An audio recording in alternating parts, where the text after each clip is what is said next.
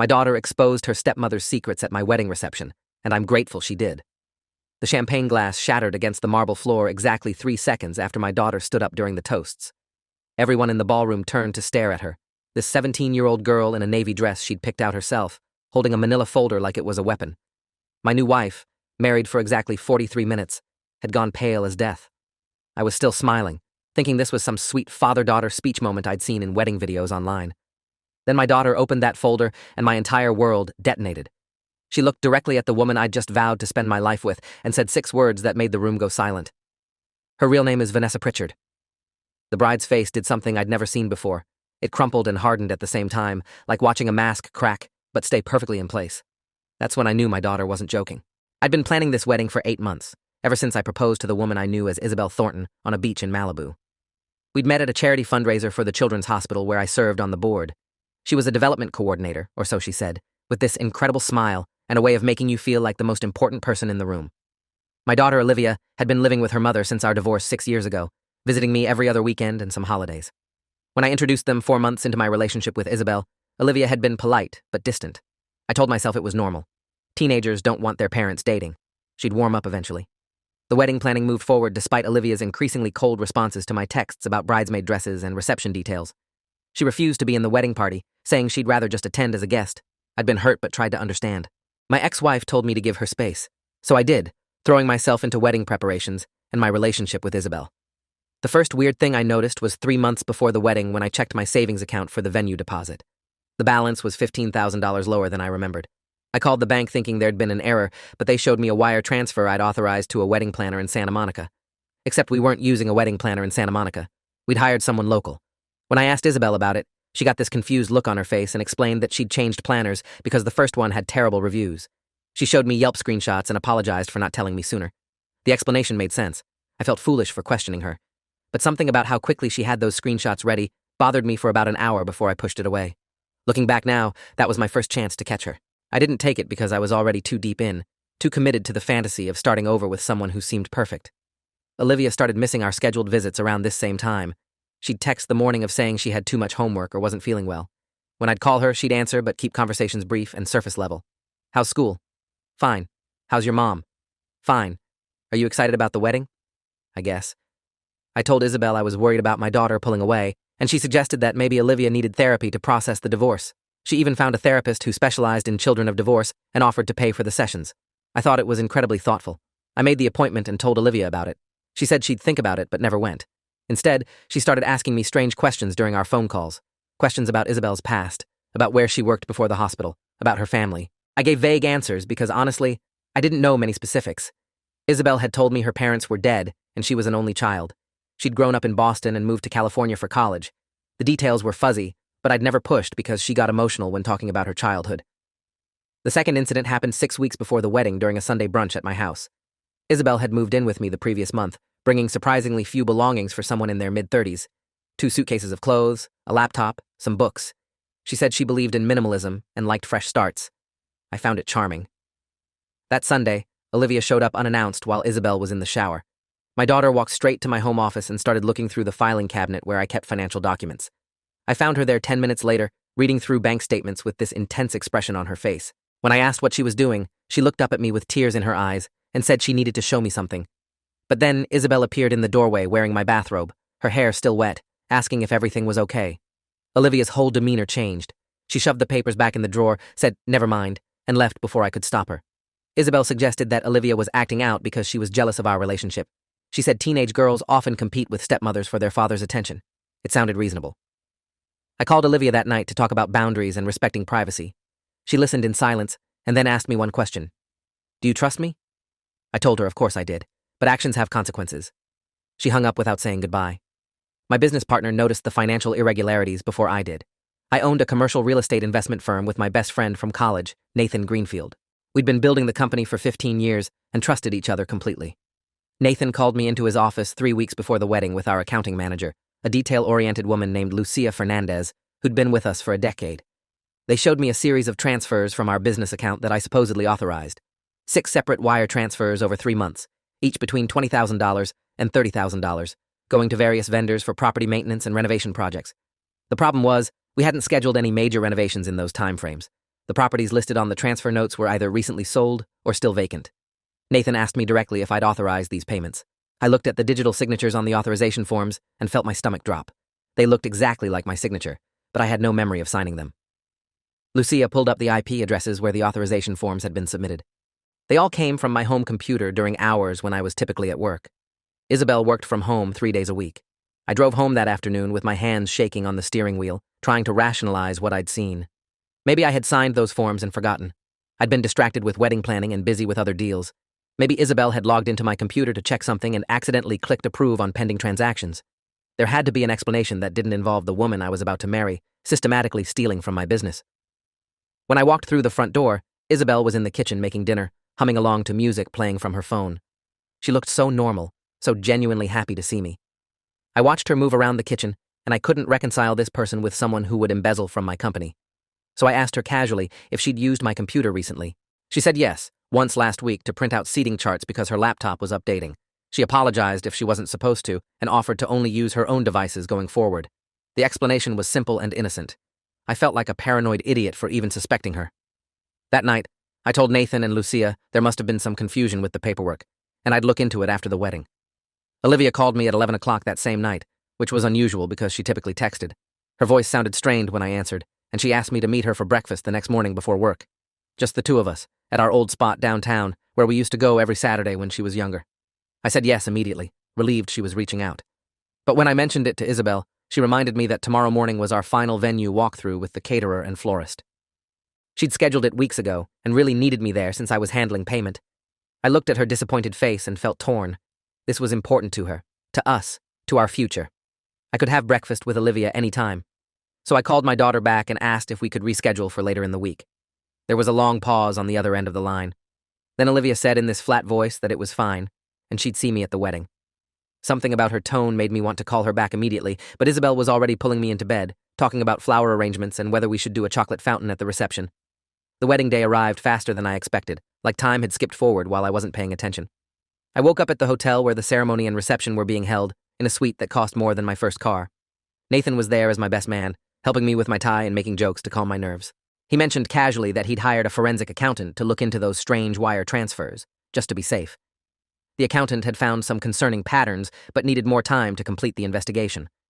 I felt a flash of anxiety, but Nathan clapped me on the shoulder and said we'd deal with it after I got back from the honeymoon.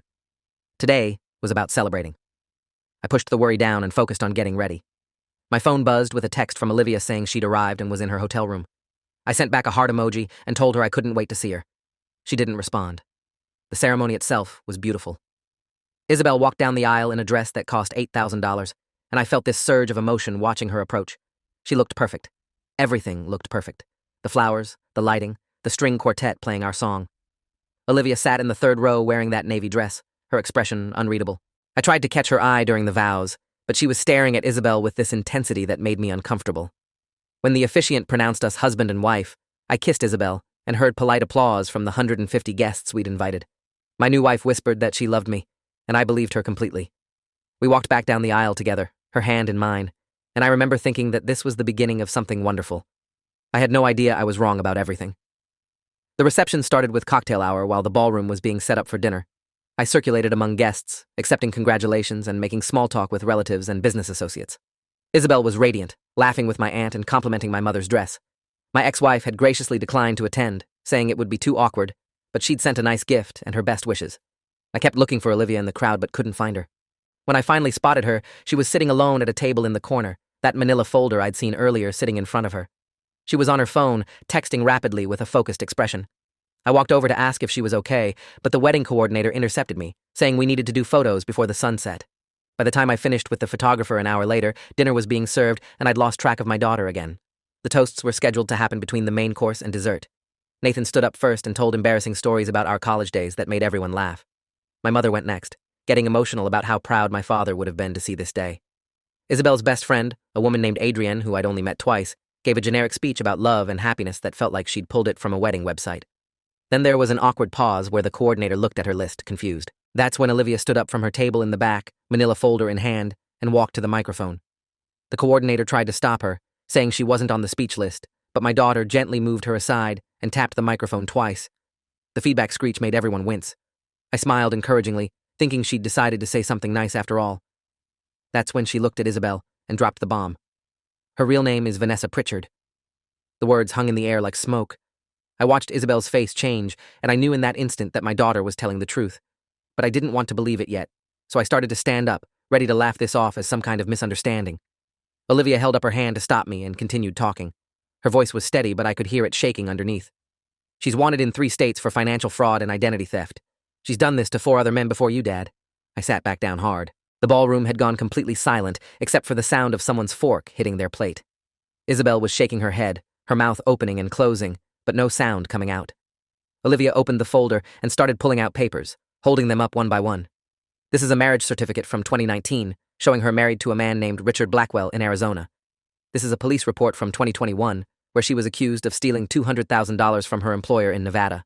This is a photograph of her using the name Monica Sterling at a charity event in Oregon last year. I felt like I was watching this happen to someone else. My brain couldn't process the information fast enough. Guests were whispering to each other, pulling out their phones to record this disaster. Isabel finally found her voice and started screaming that this was insane, that Olivia was mentally unstable and making everything up. She turned to me with tears streaming down her face, begging me to believe her, saying my daughter was trying to destroy our happiness out of jealousy. I looked at Olivia, who was now holding up printouts of bank statements highlighting those wire transfers Nathan had found. My daughter's voice got louder, cutting through Isabel's protests. She stole $180,000 from your business in the last 3 months, Dad. She's been systematically draining your accounts and transferring money to offshore banks. She was planning to disappear right after the honeymoon. I felt Nathan's hand on my shoulder as he stood up, his face pale. He confirmed quietly that the forensic accountant had found exactly what Olivia was describing. The room erupted into chaos. Isabel or Vanessa or whoever she really was made a run for it. She kicked off her heels and sprinted toward the ballroom exit in her wedding dress, but hotel security had already been alerted by someone and blocked the doors. I watched her trapped there, chest heaving, mascara running down her face, looking nothing like the woman I thought I'd married. Olivia walked over to me and handed me the folder. Her hands were steady now, and she looked older than 17. I'm sorry, Dad. I've been trying to tell you for months. I wanted to stop her before she destroyed you completely. I opened the folder with shaking hands and started reading through the documents my daughter had compiled. Police reports from multiple states, marriage certificates under different names, testimonials from other men she'd scammed, each one describing the same pattern. Meet at a charity event, move fast, isolate the target from family, drain accounts, disappear. The evidence was overwhelming and meticulously organized. I looked up at my daughter and asked how she'd found all this. Olivia explained that she'd gotten suspicious the first time she met Isabel, because her stepmother-to-be had asked too many questions about my finances. She'd started with simple Google searches and found gaps in Isabel's story that didn't add up. No social media presence before 3 years ago, no college records, no employment history that could be verified. So Olivia had hired a private investigator using money she'd saved from her part-time job, a retired detective named Frank Morrison who specialized in identity fraud. The name made me flinch because I recognized it. Frank Morrison had tried to contact me twice in the past month, calling my office and leaving messages that I'd never returned because I'd been too busy with wedding preparations. Isabel had actually answered once when he called my cell phone during dinner and told him he had the wrong number. My daughter had been trying to save me while I was pushing her away, dismissing her concerns, and choosing a con artist over my own child. The realization hit me like a physical blow. Hotel security called the police while we all stood there in this terrible frozen tableau. Isabel stopped trying to run and just collapsed into a chair, still in her wedding dress, crying these horrible, wrenching sobs. Part of me wanted to comfort her out of pure instinct, but Olivia moved to stand between us like a shield. The guests didn't know what to do. Some were filming on their phones, others were gathering their things to leave. My mother was crying into my aunt's shoulder. Nathan was on his phone with our lawyer, explaining the situation in a low, urgent voice. I sat at the head table, still in my tuxedo, holding this folder full of evidence that my marriage was a fraud and had been from the very beginning. 20 minutes later, 2 police officers arrived. Detective Lisa Hartwell, about 50 years old with gray hair pulled back in a tight bun, took charge immediately. She looked at the documents Olivia had prepared and then called for backup. Within an hour, the ballroom had been cleared except for immediate family, hotel security, and law enforcement. Detective Hartwell interviewed each of us separately, starting with Olivia. I watched through the ballroom doors as my daughter sat calmly answering questions, occasionally referencing additional documentation she'd brought. She was poised and articulate, nothing like the emotional teenager I'd expected. When it was my turn, Detective Hartwell asked me to walk through my entire relationship with the woman I'd married that morning. I described meeting her at the charity event, our first date at an expensive restaurant she'd suggested, how quickly she'd integrated herself into my life. The detective took notes and asked specific questions about money. Had I given her access to my accounts? Had I noticed any unusual purchases? Had she ever pressured me to make financial decisions quickly? As I answered, I realized how many red flags I'd ignored. The way she'd suggested I add her to my credit cards for wedding expenses. How she'd encouraged me to move investments around for better returns. Her insistence on handling vendor payments herself to save me time. Every memory was now tainted with this new understanding.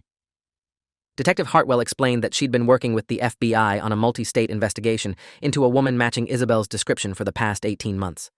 They'd connected her to at least 6 different identities and 13 victims across the western United States, but she'd always disappeared before they could build a solid case.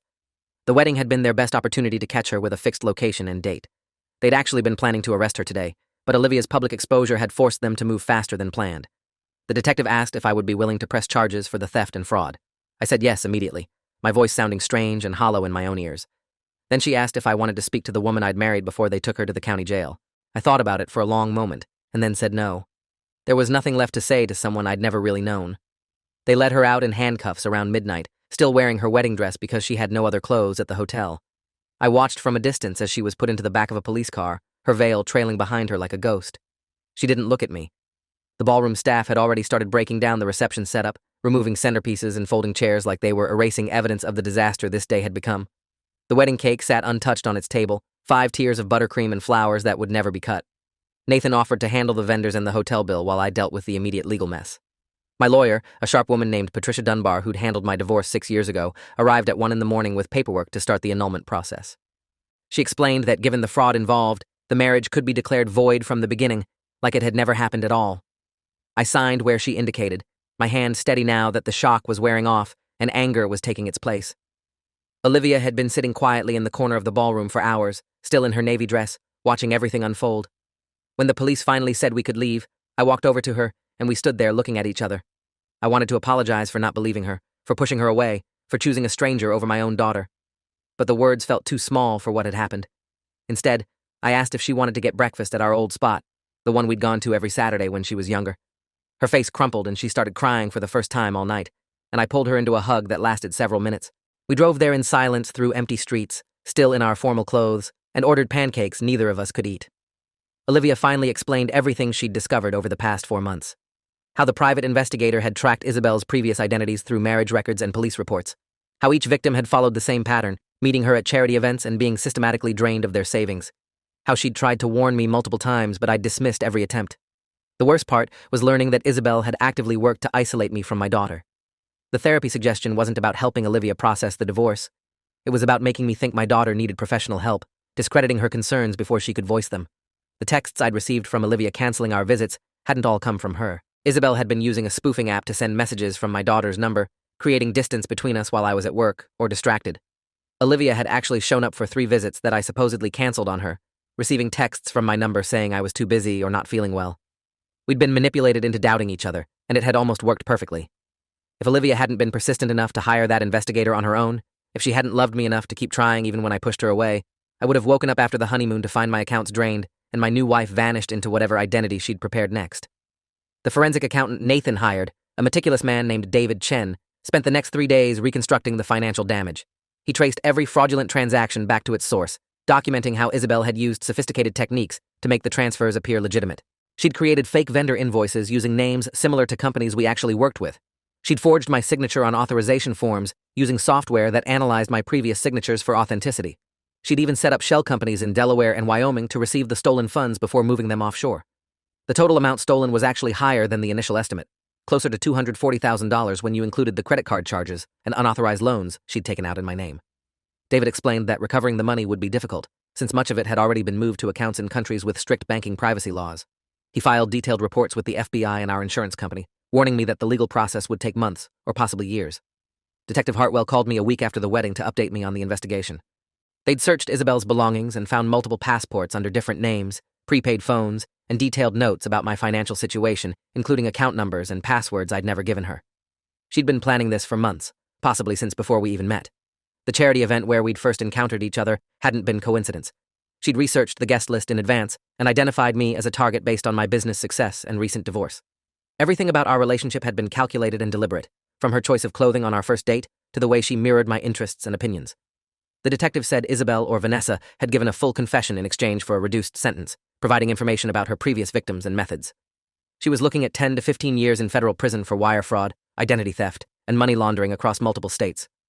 I had to tell my mother what happened in stages, because the full truth was too much for her to process at once. First, I explained that the marriage had been annulled. Then I told her about the theft. Finally, I showed her some of the evidence Olivia had compiled.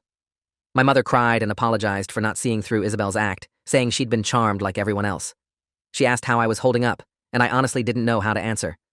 I felt humiliated that I'd been so easily manipulated, angry at myself for ignoring my daughter's warnings, grateful that Olivia had saved me from complete financial ruin, exhausted from the emotional whiplash of going from wedding day joy to complete devastation in a matter of hours. I was sleeping badly, waking up at 3 a.m, replaying every conversation with Isabel and seeing all the lies I'd missed. My business partner suggested I take some time off, but I couldn't stand sitting alone in the house where she'd lived with me, touching my things and planning my destruction. The media somehow got hold of the story 2 weeks later. A local news reporter contacted me asking for comment on the wedding day arrest of a suspected con artist. I declined through Patricia, my lawyer, but they ran the story anyway, blurring my face but including enough details that people I knew could identify me. The headline called it a $1 million wedding day scandal, even though the theft was closer to $250,000. Nathan fielded calls from business associates asking if our company was financially stable. Some clients wanted reassurance that their investments weren't affected by my personal situation. I had to send formal letters explaining that the fraud was isolated to my personal accounts and had no impact on the business. It was humiliating and exhausting, and I understood for the first time what Olivia had risked by standing up at that reception with evidence. She'd known this would become public. She'd exposed herself to scrutiny and gossip to save me, and I hadn't even thanked her properly yet.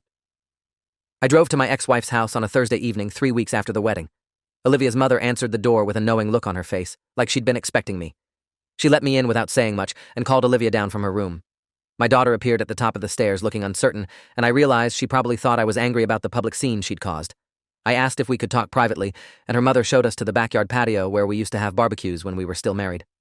Olivia sat across from me at the picnic table, and I started by apologizing.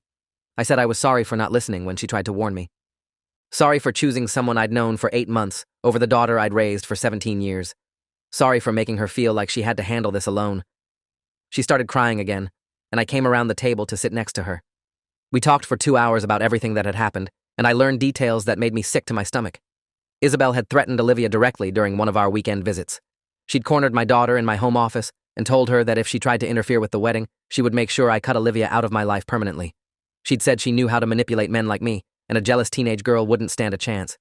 Olivia had been terrified, but determined. She'd spent her savings on the private investigator and worked with him for 3 months gathering evidence. She'd skipped social events and stayed up late researching fraud cases and identity theft. She'd practiced what she would say at the wedding dozens of times, knowing she'd have one chance to make everyone listen. The night before my wedding, she'd almost backed down, scared that I would hate her for ruining what I thought was the happiest day of my life. But then she'd thought about what would happen if she stayed silent, and she'd decided that losing my love was better than watching me be destroyed. I told her she hadn't lost my love, that I was more proud of her than I'd ever been of anything, and that I was grateful she'd been brave enough to save me from myself. The preliminary hearing happened 6 weeks after the arrest. I attended with Patricia and Olivia, sitting in the gallery while prosecutors presented their evidence against the woman who'd called herself Isabel Thornton. She appeared in an orange jumpsuit looking nothing like the polished, sophisticated person I'd thought I was marrying. Her public defender tried to argue for bail reduction, but the judge denied it based on her history of fleeing before trial. The prosecutor, a federal attorney named Gregory Holmes, who looked too young to be handling such a complex case, outlined the charges systematically. Identity theft across 4 states, wire fraud involving 13 separate victims, and over $2 million in total losses, money laundering through shell companies and offshore accounts, conspiracy to commit fraud.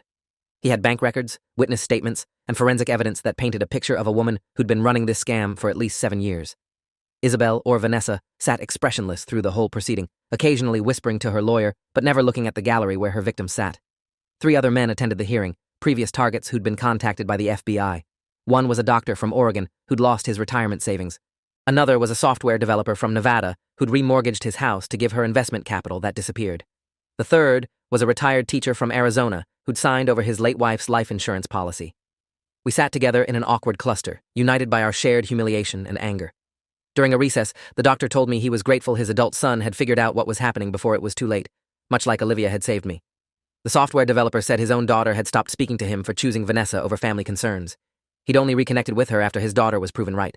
The retired teacher had no children and had lost everything. He was living with his brother now, trying to rebuild at age 68. Listening to their stories made me realize how lucky I was that Olivia had been persistent and resourceful enough to stop this before it went further. The investigation into my business accounts took 3 months to complete. The insurance company hired their own forensic accountant to verify David's findings before agreeing to cover some of the losses. They disputed certain transactions, claiming they didn't meet the criteria for fraud protection under our policy. Patricia had to negotiate back and forth, providing additional documentation and legal precedents. Eventually, they agreed to cover $180,000 of the stolen funds, leaving me responsible for the remaining $60,000 plus legal fees. Nathan and I had to restructure some company finances to absorb the loss without affecting our ongoing projects. We implemented new security protocols for financial authorizations, requiring dual signatures on any transfer over $5,000 and quarterly audits by an external firm. The changes were expensive and time-consuming, but necessary. I couldn't risk this ever happening again, either to me or to the business we'd built together. Nathan never said "I told you so," but I could see the concern in his eyes when he looked at me. He'd been skeptical of Isabel from the beginning, but had kept quiet out of respect for my happiness. The trial was scheduled for 8 months after the arrest, giving both sides time to prepare their cases. Prosecutor Gregory Holmes contacted me multiple times, asking me to testify about my experience with the defendant. I agreed, though the thought of facing her in court made my stomach turn. He explained that my testimony would help establish her pattern of behavior and modus operandi. He wanted me to describe how we met, how the relationship progressed, how she gained access to my finances, and how I discovered the truth. I spent hours with Gregory and his team, going through every detail of my 8-month relationship with a woman who'd never existed. They asked uncomfortable questions about intimacy and trust, trying to understand how someone could maintain such an elaborate lie. I had to admit that I'd been lonely after my divorce, eager to believe in a second chance at happiness, and maybe not as careful as I should have been. Gregory assured me this wasn't my fault, that Vanessa was a professional predator who'd perfected her technique over years. But I still felt foolish. Olivia graduated from high school that spring with honors despite everything that had happened. I attended the ceremony with her mother, sitting together like we used to when Olivia was younger and our family was intact. My daughter gave a valedictorian speech about courage and standing up for what's right, even when it's difficult. She didn't mention the wedding day disaster specifically, but everyone in that auditorium knew what she was talking about. Parents who'd heard the news story looked at her with new respect. Teachers who'd worked with her through that stressful time smiled with pride. When Olivia walked across the stage to receive her diploma, I stood up and cheered louder than anyone else in the room. After the ceremony, she came over to where her mother and I were waiting and hugged us both. She said she'd been accepted to Stanford with a full scholarship to study criminal justice. She wanted to help other people recognize and escape from predatory relationships. I told her I'd support whatever she chose to do, and I meant it completely. The trial finally began on a Monday morning in late summer. The courtroom was packed with victims, law enforcement, media, and curious observers who'd followed the case online. Vanessa Pritchard, as the judge insisted on calling her despite her protests, that Isabel Thornton was her legal name, sat at the defense table in business casual clothing that her lawyer had probably chosen to make her look sympathetic. She'd lost weight in jail, and her hair was shorter, but I could still see the woman I'd thought I loved underneath the changes. Gregory Holmes presented his case methodically over 3 days. He called the private investigator who'd first identified Vanessa's pattern of fraud. He brought in FBI agents who'd tracked her movements across state lines. He presented forensic accountants who explained how she'd hidden her theft. He showed the jury marriage certificates, bank records, and victim impact statements. Each piece of evidence built on the last until the picture was undeniable. This woman had systematically destroyed lives for profit, and she'd done it with calculation and precision. I testified on the 4th day of the trial. Gregory walked me through my story step by step, from our meeting at the charity event to the wedding day revelation. I had to describe intimate details of our relationship in front of strangers, admitting how thoroughly I'd been fooled. Vanessa's defense attorney, a slick older man named Theodore Barnes, cross-examined me aggressively. He implied that I'd been negligent with my business finances and was trying to blame my own mistakes on his client. He suggested that my daughter had fabricated evidence out of jealousy. He questioned whether I'd really been as unaware as I claimed, hinting that I might have been complicit in moving money around for tax purposes and was now seeking a scapegoat. I kept my composure through his questions, responding honestly and letting the evidence speak for itself. But it was exhausting and demoralizing to have my credibility attacked when I was the victim. Gregory objected multiple times, and the judge sustained most of his objections, but the damage was done. The jury had heard the defense's alternative narrative. Olivia testified the following day. She walked into the courtroom in a professional gray suit I'd never seen before, carrying a leather portfolio that made her look older than 18. Gregory asked her to explain how she'd uncovered Vanessa's identity and gathered the evidence. My daughter spoke clearly and confidently, describing the investigation she'd conducted with Frank Morrison's help. She presented the timeline of her discoveries, the documents she'd collected, and the decision to expose everything at the wedding. Theodore Barnes tried to rattle her during cross-examination, suggesting she was a troubled teenager acting out against her father's remarriage. He implied she'd hired the private investigator using money stolen from me, making her as guilty of theft as his client. Olivia responded calmly that she'd used her own savings from 3 years of part-time work at a bookstore, and she had bank statements to prove it. Barnes shifted tactics, questioning why she'd chosen such a dramatic moment to reveal the truth, instead of going to the police quietly. Olivia looked directly at him and said, "Because my father wouldn't have believed the police. He needed to see her face when the truth came out. He needed to see that she knew I'd caught her." The courtroom went silent, and I felt tears stinging my eyes. Other victims testified throughout the week, each one describing similar experiences. The pattern was always the same. Vanessa would target successful men who were emotionally vulnerable, recent divorcees or widowers looking for connection. She'd research their finances and vulnerabilities in advance, tailoring her personality to match their preferences. She'd move quickly to establish intimacy and trust, then systematically gain access to accounts and assets. She'd create urgency around financial decisions, pushing for large transfers or investments that benefited her shell companies. She'd isolate her targets from family members who might ask questions, and she'd disappear the moment she sensed exposure, moving to a new state with a new identity. The prosecution presented evidence of at least 15 different identities she'd used over 7 years, each one carefully constructed with fake documents and backstories. The jury listened to hours of testimony about destroyed lives and stolen futures, and I watched their expressions shift from curiosity to disgust to anger as they understood the scope of her crimes. The defense's case was weak and brief. Theodore Barnes called character witnesses who testified that Vanessa had been a good employee and kind neighbor at various points in her life. He presented a psychologist who suggested she suffered from complex trauma that drove her criminal behavior, making her less culpable. He argued that many of the transactions had been gifts from men who were trying to impress her, not theft. The prosecution dismantled each argument with documentation, showing forged signatures and unauthorized access. Gregory Holmes brought in handwriting experts who proved the signatures on transfer authorizations didn't match the victim's actual signatures. He showed video footage of Vanessa accessing my home computer while I was at work, captured by the security system I'd installed but never monitored. The evidence was overwhelming and comprehensive. Vanessa herself didn't testify, probably on her lawyer's advice, which meant the jury never heard her explain or defend herself directly. After 2 weeks of testimony, both sides rested, and the case went to deliberation. The jury returned their verdict after only 6 hours, guilty on all counts: wire fraud, identity theft, money laundering, conspiracy. I sat in the gallery watching as the verdicts were read one by one, watching Vanessa's face crumble as her future evaporated. The judge thanked the jury and set a sentencing date for 3 weeks later. As Vanessa was led out of the courtroom in handcuffs, she turned and looked directly at me for the first time since the trial started. There was no remorse in her expression, only cold calculation, and I realized she was already planning her next move, thinking about appeals and reduced sentences and eventual release. She'd never actually cared about any of us. We'd been marks, nothing more, and she'd do it all again if given the chance. The thought made me feel sick, but also strangely free. I'd spent months wondering what I'd done wrong, why I hadn't been enough to make her choose honesty. Now I understood it had never been about me at all. Sentencing day arrived 3 weeks later. The judge allowed victim impact statements, and I'd prepared one with Patricia's help. I stood at the podium and read about how Vanessa's fraud had affected my life, my business, and my relationship with my daughter. I described the sleepless nights and the humiliation of having my trust exploited so thoroughly. I explained that while the financial damage had been significant, the emotional damage had been worse. She'd made me question my judgment and my worth. She'd driven a wedge between me and my daughter that we were still working to repair. I asked the judge to impose the maximum sentence allowed under the guidelines, both to punish her crimes and to prevent her from destroying more lives. Other victims spoke as well, some reading prepared statements and others speaking from the heart. The retired teacher broke down crying, describing how he'd lost his late wife's legacy and his dignity.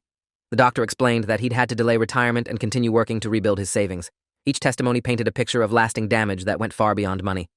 The judge sentenced Vanessa Pritchard to 14 years in federal prison with no possibility of parole for at least 10 years.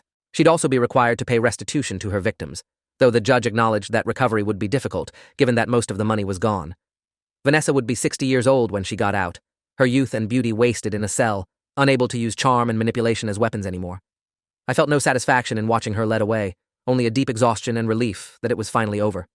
Outside the courthouse, reporters swarmed asking for comments. I gave a brief statement thanking Detective Hartwell and Prosecutor Holmes for their work. I thanked my daughter for her courage and persistence. Then I got in my car and drove to Stanford University, where Olivia was settling into her freshman year. I took her out to dinner at her favorite Italian restaurant, and we toasted with sparkling water to new beginnings and hard-won wisdom. Rebuilding took time. I sold the house where Vanessa had lived with me, unable to stand being in the space she'd contaminated with her lies. I bought a smaller condo closer to my office and started fresh with furniture and belongings that had no association with her. I worked with a therapist who specialized in trauma recovery, talking through my experience and learning to recognize the manipulation tactics I'd missed. The sessions were painful but necessary. I had to face how my loneliness had made me vulnerable, how my eagerness for a second chance had blinded me to obvious warning signs. The therapist helped me understand that while I bore some responsibility for ignoring red flags, I wasn't to blame for being targeted by a professional predator. She taught me how to establish healthier boundaries and trust my instincts when something felt wrong. Slowly, over months of work, I started to feel like myself again, or maybe like a wiser version of myself who'd learned an expensive lesson. My relationship with Olivia deepened in ways I hadn't expected. We started having dinner together every Sunday, a standing date that neither of us would break for anything. She told me about her classes and her new friends at Stanford. I told her about business deals and small victories in my recovery process. We didn't talk about Vanessa much, but her presence hovered over our conversations like a shadow. One night, about a year after the trial, Olivia asked me if I regretted meeting Vanessa at all, given everything that had happened. I thought about it carefully before answering. I told her I regretted the pain and the financial loss and the time wasted on a lie. But I couldn't regret an experience that had shown me how strong and capable my daughter was. Her investigation and her courage at the wedding had revealed someone I'd raised but hadn't fully appreciated. She'd saved me when I should have been protecting her, and I was grateful for that gift, even though it had come wrapped in disaster. The insurance settlement and restitution payments trickled in over the following year. I recovered about 70% of what Vanessa had stolen, enough to rebuild my savings and invest in some new business ventures with Nathan. We expanded the company into residential properties, diversifying our portfolio and implementing strict financial controls at every level. I threw myself into work with renewed focus, finding satisfaction in building something real and sustainable. My mother started inviting me to dinner more often, worried I was isolating myself, but I appreciated the concern. My ex-wife and I developed a better co-parenting relationship, bonded by our shared pride in Olivia and our shared relief that the nightmare was over. Life settled into a new normal that was quieter and more cautious than before, but also more authentic. I wasn't dating and had no plans to anytime soon. The thought of opening myself up to that kind of vulnerability made my chest tight with anxiety. 2 years after the wedding that never really was, I attended Olivia's 20th birthday party at her apartment near campus. She'd invited friends from school, and I met the boyfriend she'd been dating for 6 months, a computer science major named Adrian, who seemed genuinely kind and respectful. Watching her laugh with her friends, confident and happy, I felt a surge of emotion that surprised me. This was who she'd become despite the trauma of that day. She'd turned her experience into purpose, studying criminal justice and volunteering with fraud victims through a campus organization. She was using what happened to help others, transforming pain into meaning. Later that night, after the other guests had left, Olivia and I sat on her balcony looking at the city lights. She asked me if I ever thought about contacting Vanessa in prison, maybe trying to understand why she'd done what she did. I told her honestly that I didn't need to understand. Some people were broken in ways that couldn't be fixed or explained. The only thing that mattered was that we'd survived her, and we were stronger for it. I think about that wedding day sometimes, about standing at the altar believing in something that was never real. I think about the moment my daughter shattered my illusions with truth I didn't want to hear. I think about how close I came to losing everything, my savings, my business, my relationship with Olivia, maybe even my sense of self. The humiliation of being so thoroughly deceived still stings when I let myself remember the details. But mostly, I think about Olivia, standing up with that manila folder, her voice steady despite her fear, choosing to save me even if it meant I might hate her for it. That's the image I carry forward. Not the fraud or the arrest or the trial, but my daughter's courage in the face of adult problems she shouldn't have had to solve. She'd been more of a parent to me in that moment than I'd been to her in months of dismissing her concerns. The role reversal had been uncomfortable and necessary, and it had changed our relationship forever. I was grateful for it, grateful for her, and grateful that the truth had come out before it was too late to recover. I'm grateful she did it because she saved my life in ways that go beyond money. She taught me to listen to the people who love me, to trust my instincts when something feels wrong, and to value truth over comfort. She showed me that being vulnerable doesn't mean being stupid, but ignoring warnings from people who care about you definitely does. Most importantly, she proved that the family bonds I'd taken for granted were stronger than the romantic fantasy I'd chased. Olivia had fought for me when I wouldn't fight for myself. She'd done the hard thing, the unpopular thing, the thing that risked everything to protect someone she loved. That's a gift I'll spend the rest of my life trying to earn. So yes, I'm grateful. Grateful she exposed the lies before they destroyed me. Grateful she was brave enough to stand up at that reception with evidence nobody wanted to see. Grateful she never gave up on me even when I gave up on her. And grateful that out of the worst day of my life came a lesson I'll never forget, and a relationship with my daughter that's stronger than it's ever been. Thanks for watching till the end. Make sure to subscribe and like to not miss the next story.